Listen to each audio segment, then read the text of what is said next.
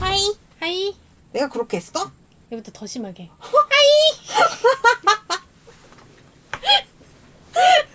오늘 무슨 얘기할 거죠? 오늘은 논란의 또 선 기안 음. 84에 대해서 얘기를 해보려고 합니다.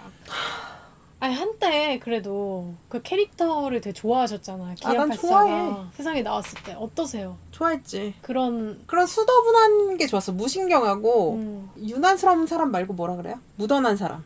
그런 거의 표본이었잖아. 빨래하고 안 말리고 그냥 입고 나가고 그치. 햇빛이 좋아서 입고 나가면 마른다. 이런 식의 사람. 좋았지. 커피포트로 라면 끓여 먹고 어. 가구 일절 안 들이고 집에. 그건 진짜 반해버렸네 내가. 그렇게 좀 마음을 줬던 어. 사람이 이렇게 지속적으로 논란이 되는 걸 보면 별로 기분이 안 좋을 것 같아요. 그러니까 나는 본인의 일에 내가 내가 먹는 거, 내가 씻는 거, 내가 입는 거에 무심하고 무신경한 사람, 그래서 무던해 보이고 뭐든지 뭐 대충해 뭐라고 얘기하는 사람 좋아해요. 되게 내가 조심할 필요가 없잖아. 그 사람한테 뭘 할 때. 근데 그런 거는 나의 스스로에 대해서 국한해야지 남을 대할 때도 그러면 곤란하다. 그러니까 그 사람이 마르지 않는 옷을 입고 나가는 거는 굉장히 수더분하고 좋아 보이지만 나한테까지 마르지 않는 옷을 입히는 것은 어떻게 해요. 난 싫어. 난 보송보송한 거 좋아한단 말이야.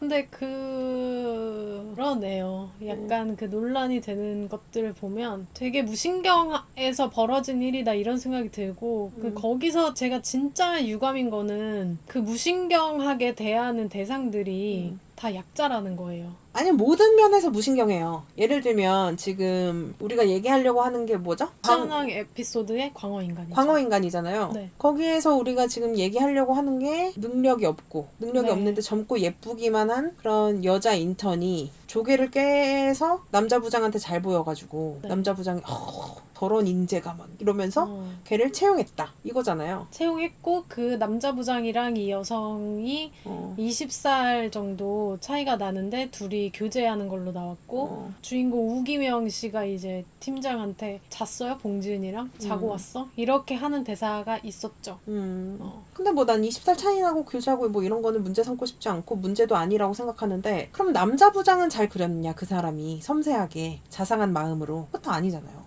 그럼 모든 남자를 비하한 건 그것도 마찬가지지.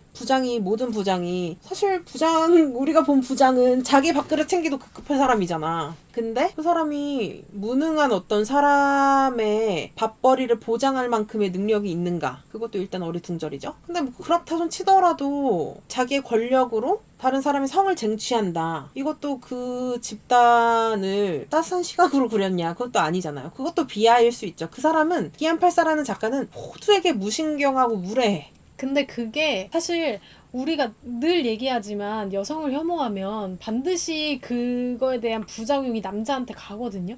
여성을 혐오하는데 남성을 아주 완전하고 행복하게 만들 수는 없어요. 그러니까 우리가 사실 성평등이 돼야 된다라고 얘기하는 부분이고 이것도 그거에 대한 어떻게 보면 뭐 일종의 백래시인 거지. 근데 주요하게 이 사람이 혐오한 게 누구냐를 보면 그것은 봉지은이다 이거죠. 봉지은을 혐오하면서 동시에 봉지은을 혐오하다 보니까 그 부장한테까지 그렇게 된 것이지 애초에 타깃이 부장을 타깃으로 했던 건 아니었다. 나는 그게 유감스러운 부분이라는 거죠. 그리고 우리가 어떤 누군가를 조롱하고 웃음거리로 삼을 때도 그것이 강자를 향하고 있을 때는 그게 풍자가 되는 거지만 그것이 약자를 향하고 있을 때는 혐오가 되는 거잖아요. 그러니까 그런 부분에 있어서 그 인간 자체가 무신경한 인간일 수는 있겠으나 나보다 약한 존재, 사회의 약자와 소수자한테는 우리가 더 신경을 많이 쓰고 그걸 그릴 때 더 조심스러워야 된다라고 하는 게 이제 제 생각이고 이 부분에 있어서는 부장 얘기도 나왔습니다만 예전에 이제 청각장애인 같은 거 그런 논란 같은 경우에는 그냥 청각장애인만 비하를 한 거잖아요. 그런 논란들이 사실 저는 이 인간을 이 사람이 뭐 괜찮은 사람인데 뭐 좀 무신경해서 그냥 그런 거겠거니라고 생각하게 만들지 않고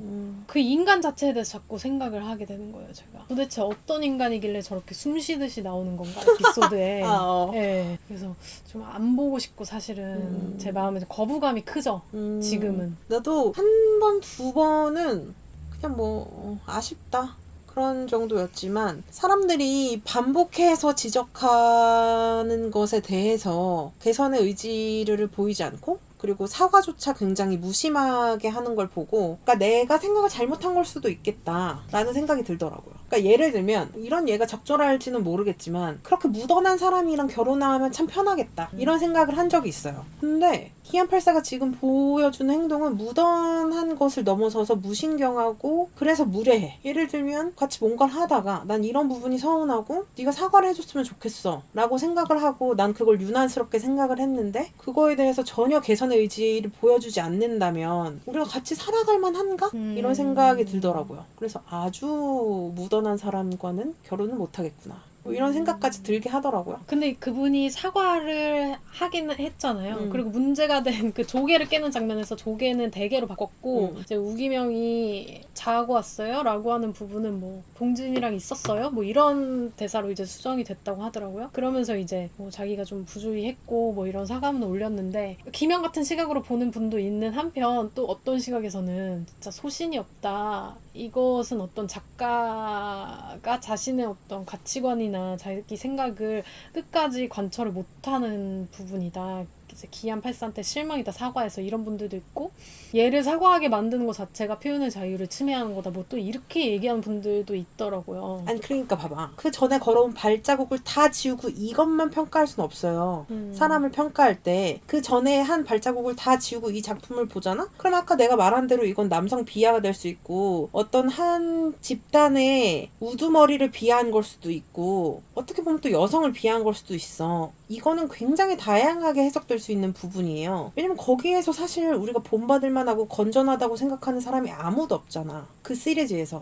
근데 어떤 사람이 이건 여성 혐오야 라고 얘기하는 목소리가 더 크게 들리는 건 그 사람의 경향성 때문이야. 기안84가 걸어온 그 무수한 그 길들 청각장애인 비하하고 여성을 혐오하고 여고생을 성적 대상화하고 했던 그 무수한 일들 때문에 그런 거지. 그러니까 이런 작품을 내놨을 때 이건 남성 비하야. 이거는 어떤 한 데스크 어떤 한 집단의 부장을 풍자한 거야 라고 해석될 여지가 없게 본인이 걸어왔다는 거예요. 근데 사과한 게 표현의 자유를 침해하는 건가요? 그 부분에 대해서는 어떻게 생각하세요? 항상 뭔가 이런 논란이 터지면 왜 표현의 자유를 침해하냐 이런 얘기가 나오잖아요. 저는 그게 진짜 유감스럽거든요. 왜냐면 표현의 자유를 지금 행사하지 못하는 사람이 아무도 없는 것 같아요. 그렇게 누가 너 왜 기안84에 너 왜 창작자들의 표현의 자유를 침해하는 거야? 라고 누가 얘기하는 상황에서 표현의 자유를 침해당한 사람은 제 눈엔 아무도 없어 보여요. 기안84도 나도 저 사람도 아무도 없어 보이는데 왜 그런 얘기가 주기적으로 나올까 나는 이게 되게 유감이더라고요. 그러니까 표현의 자유를 어디까지 봐야 되냐 이 문제인데 표현의 자유를 리미트 없이 아주 광범위하게 허용해. 그럼 나 기안84 나 혼자 산다 해서 나갔으면 좋겠어.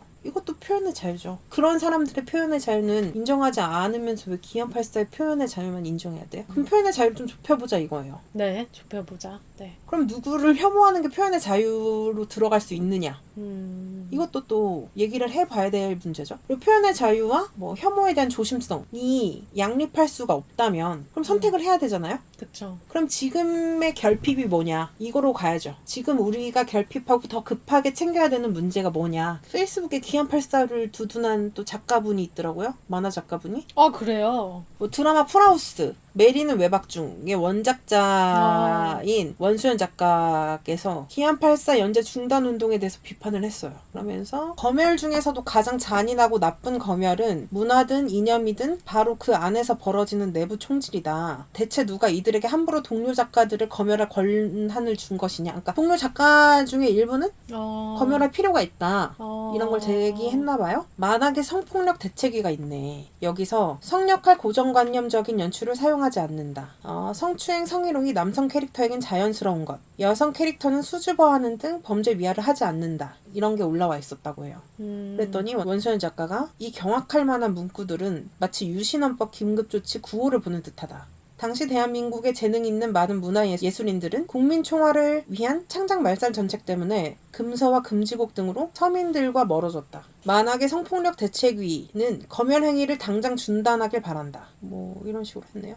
그러면서 객관적 판단 없이 애정 없는 비난질로 동료 만화가들의 작품을 맥락도 없이 장면만 떼어내 트집 잡으며 낄낄거리는 행위를 중단하라. 이렇게 썼어요. 아, 이게 지금 트집 잡으면서 낄낄대는 거예요? 그분한테는 그렇게 보였나 봐요. 아니, 제가 지금 정확하게 성함이 기억이 안 나는데 그 미국에 굉장히 유명한 분이세요. 그분도 약간 좀 이런 저한정신이 있는 그 노래들을 많이 하셨는데 트럼프가 이번에 자기 캠페인송으로 그 노래를 사용한 거예요. 그래가지고 그분이 진짜 열받았거든요. 네가 어떻게 내 노래를 갖다 쓰냐, 너 같은 게 막 소송하겠다 막 이러고 있는데 약간 그런 느낌이에요. 소수자나 약자를 혐오하지 말라고 얘기하는 것을 어디다 대고 지금 유신헌법 시절에 아침 이슬급으로 지금. 어떻게 그걸 거기다 갖다 붙여요. 이거는 내가 아침 이슬이면은 내가 소송해요. 양희은 언니 기절해. 아니, 생각을 되게 잘못하시는 것 같은데. 그러니까 뭐 그분 눈에는 그렇게 보였을 수도 있는데 그렇다 손 치더라도 만약에 양립할 수 없다면 표현의 자유와 약자에 대한 뭐 혐오. 그러니까 혐오가 같이 갈 수 없다면 선택을 해야겠죠? 선택을 하라는 거잖아요, 지금. 그쵸. 이분은. 그리고 선택을 했고 이쪽으로 표현의 자유로. 표현의 자유로. 근데 같이 갈 수가 없다면 선택을 해야 되고 그러면 더 결핍된 쪽으로 선택을 하는 게 맞다고 봐요. 표현의 자유는 지금 결핍이 없잖아요. 정치적인 것이든 성적인 것이든. 그러면 지금 더 급한 것이 어디냐. 뭐 사람에 따라 다르겠죠. 그니까 전 이렇게 생각하는 거예요. 그러니까 사람에 따라서 다르게 느낄 수 있잖아요. 근데 우리가 뭔가 이제 연구 같은 거를 할 때도 이런 경향성이 보인다 데이터에서 라고 하는 것을 기준으로 데이터 분석을 하니까 그러면 이 나라에서는 나는 이게 더 급하다고 생각하는데 저 사람은 다른 게 더 급하다고 얘기를 해. 그러면 그렇게 여러 사람이 얘기를 했을 때 지금 우리 사회에서 나는 이게 결핍이 돼 있다고 생각하지 않았는데 생각보다 이게 결핍됐다고 생각하는 사람이 진짜 많구나. 이런 물결이 있구나 라고 하면서 내가 다른 사람 의견을 알아가는 거고 창작자도 그런 의견의 흐름을 보면서 내가 맞춰갈 건 맞춰가고 내가 이건 절대 포기할 수 없으면 가지고 가는 거고 이런 선택을 할 수 있게 만들어지는 것이 나는 그것이 또 하나의 표현의 자유라고 생각을 하는 건데 그냥 지금 물론 제가 난 기안84 싫으니까 나 혼자 산다 해서 하차해라. 무조건 하차해라. 싫으니까 연재 중단해라. 라고 하는 것이 특히 연재 중단 이런 건 정말 검열의 수준이라고 생각해요. 저는. 근데 그런 연재 중단을 해달라 라고까지 하는 목소리가 나왔다는 거 그 목소리가 나왔다는 것을 그 사람도 알 필요가 있다. 우리의 사회의 시대의 흐름을 보여주는 여러 가지 단서 중에 하나로 봐줬으면 좋겠다. 물론 그게 정말 청와대 청원이 받아들여져서 자 청원이 우리 30만 명 넘었으니까 연재를 중단합시다. 그건요 제가 기안84를 좋아하고 자식으로 떠나서 그건 정말 표현의 자유에 대한 현저한 침해니까 그땐 제가 그 편에 서겠다 이거예요. 기안84의 편에 서겠다. 근데 아직 거기까지 가지도 않았고 그렇게 될 일도 없잖아요. 우리나라가 표현의 자유를 얼마나 소중하게 생각한 나라인데 그러니까 그냥 되지도 않은 일로 표현의 자유를 침해한다 이렇게 하면서 아직 뭐 가지도 않았는데 막 온 것처럼 막 몇 대 맞은 것처럼 이렇게 하지 않았으면 좋겠다? 이런 생각이 있어요. 표현의 자유라는 게 웹툰 작가한테만 있는 게 아니잖아요. 아티스트한테만 있는 것도 아니고. 생각을 좀 해보셔야 될 것 같다. 그리고 우리가 유독 그 문제에 대해서 좀 둔감해요. 예를 들면 나는 광주 사는 사람은 안 뽑을 거야. 걔네 맨날 시민운동하고 해가지고 회사에 들어와도 겁나 시끄럽게 하고 운동이나 하고 노조 만들고 이럴 것 같아. 라고 아무도 쓰지 않죠. 그런 얘기가 뒤에선 돌았다고 하더라고요. 몇몇 기업에서는. 몇몇 기업에선 돌았지만 어떤 아티스트도 그렇게 웹툰으로 그리지 않는다고요. 나는 부산 남자랑은 못 살 것 같아. 이런 얘기는 아무도 안 해요. 근데 유독 그 부분에 대해서는 무심하고 무신경하고 용감하고 이렇게 하는지 모르겠다. 내가 너무 이런 것에 둔감하다고 생각할 때는 뭐 지역차별이나 인종차별이나 학벌차별이나 이런 거로 좀 트레이드를 시켜보세요. 그걸 밖에서 내뱉을 수 있냐고. 웹툰으로 그리실 수 있어요? 못하죠. 그래놓고 왜 비하하냐 이러면 그게 사실이잖아.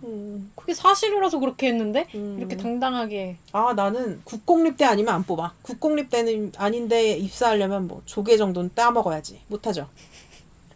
그러니까 뭐 자기가 가지고 있는 고정관념이나 차별적 생각을 이게 없는 사람은 없을 거예요. 근데 그거를 하냐 안 하냐 그리고 그거를 어느 정도 용인하는 사회냐 아니냐 뭐 이런 거의 문제지. 근데 유독 거기서 그 문제에 대해서만 둔감한 것 같다 이런 생각이 아주 많이 드네. 그리고 이 사회가 약자를 잘 보듬고 피해가 잘 수습이 되고 어떤 피해가 발생했을 때 그 피해가 제대로 잘 수습이 돼야지 우리 사회가 치러야 할 비용이 줄어드는 거지. 누가 피해를 주장하고 있는데 내가 이거를 무시해. 말 같지도 않은 소리 하고 있어. 무슨 이딴 걸 가지고 뭐 예민하게 난리들이야? 라고 해서 그걸 무시하잖아요. 그러면 사회는 그냥 정말 가래로 맞고 석가래로 맞게 돼 있어요. 나중에 이걸 더 큰 비용을 우리 사회가 지불을 해야 되는 거거든요. 뭔가 이게 나는 항상 강자 입장에 있을 것 같고 난 항상 다수에 있을 것 같고 뭐 이렇게 생각을 하셔서 그런 건지 모르겠는데 그런 세상은 굉장히 사회가 치러야 할 비용이 많아진다는 거, 손실이 많아진다는 거를 좀 아셨으면 좋겠어요. 저는 그냥 너무 마음이 아파요, 사실. 화가 나는 것보다 그냥 마음이 너무 아파요. 기안 84씨 때문에. 아니 근데 난 기안 84씨가 그런 걸 뭐 어쩌겠어요. 그런 사람인 걸. 그리고 그 사람의 지금 이 모습을 그 사람 혼자 만든 것도 아니잖아. 온 사회가 동료했던 시절도 있었잖아요. 그 자연스러운 흐름이었던 시절이 있었다고. 그 흐름을 거스른다는 건 굉장히 많은 노력이 필요한 거예요. 특히 당사자가 아닌 사람은. 왜냐면 당사자인 사람도 되게 무심하고 무신경한 사람도 많잖아요. 기안 84씨는 그럴 수 있다고 생각해. 하지만 네이버와 MBC는 안 된다. 지금 자신에게 주어진 그 권력과 권리에 대한 책임을 져야 된다. 이거죠. 네이버가 언제까지 우리는 작가에 대해서 터치하는 건 표현의 자유를 침해하는 거 아닌가요? 우리는 그냥 작가들이 준 원고 그대로 어떠한 터치도 없이 릴리즈하는 그냥 플랫폼일 뿐인걸요? 라고 할 수 있는 입장인가 이거예요. 아니 생각을 해보세요. 마트 가서 귤 하나를 샀어요. 썩었어요. 그러면 누구한테 화를 낼 겁니까? 당연히 마트한테 화를 내겠죠. 그거 가서 농부 번호 대. 농부한테 전화 안 하잖아요. 내가 내 플랫폼에서 판매하는 그것이 콘텐츠가 됐든 현물이 됐든 그거에 대해서는 이 플랫폼도 책임이 있는 거예요. 사람들이 와서 살만하다, 사셔도 괜찮다 라고 하는 그 보증을 그 마트, 이마트, 홈플러스, 네이버가 해주고 있는 거라고요. 근데 그거는 표현의 자유를 침해하는 거라 저는 그대로 내보냅니다. 이거는 그냥 무책임한 거거나 관리할 능력이 없거나 뭐 이런 거죠. 그리고 사실 전담 직원도 막 있잖아요. 그 정도 웹툰 작가들은 계속 모니터링하고 이렇게 하는 직원들이 있을 텐데 그 문제에 대해서는 아무도 모니터링 하지 않는 거지. 컨텐츠를 봤을 때 독자들도 그걸 올곧게 해석하려고 막 트집 잡거나 아니면 어떤 작은 거에 함몰해서 큰 그림을 못 보거나 이런 걸로 하지 않고 내가 작가가 의도한 바를 받아들이겠다라고 열린 마음으로 그 작품을 바라보는 것도 중요하지만 어쨌든 기안84가 만약에 부장을 타깃으로 했다는 걸 의도했다면 지금 아무도 그렇게 해석을 안 하고 있잖아요. 이 시대 상황과 모든 것이 맞물려서 그러면 실패한 것이다. 그러니까 어느 걸로 의도를 했다고 해도 실패를 해버렸다. 창작자로서 그거는 좀 뼈아프게 받아들이셔야 돼요. 그쵸. 커뮤니케이션 실패니까. 여기까지야. 우리가 할 말은. 표현의 자유를 마음껏 누린 것 같아. 뿌듯해. 안녕. 베베르.